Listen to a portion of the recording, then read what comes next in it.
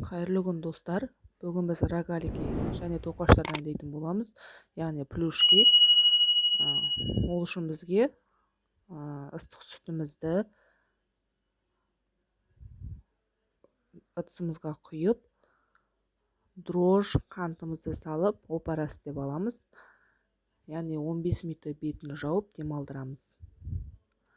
Болғаннан кейін үстіне сары майымызды, жұмыртқамызды және ұнымызды араластырып, жақсылап қамыр илейміз.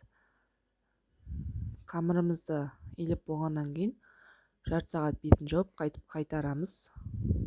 Онан кейін әдемілеп көтерілгенше жылы жерге 1 сағатқа қойып қоямыз. 1 сағаттан кейін алып, қолымызды шемішкі маймен майлап, дөңгелетіп, тоқаштарымызды дайындаймыз. Жайған қамырның үстіне ерітілген сары майымызды, қантымызды сеуіп, видеода көрінгендей қылып орап шығамыз. Орап болғаннан кейін ортасынан бүктеп кесеміз.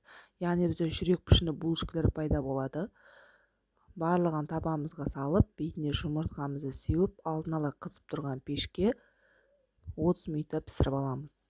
Енді рогалики дайындаймыз.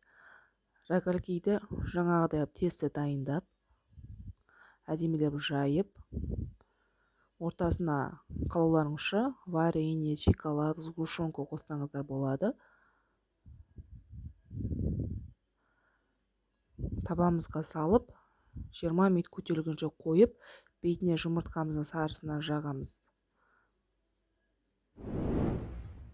Егер менің каналым ұнап жатса, тіркеліп қойыңыздар.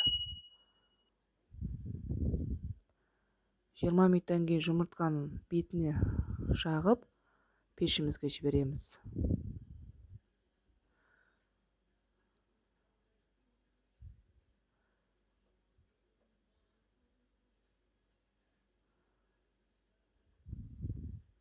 Біздің әдемі рогаликилеріміз осындай болып шығады.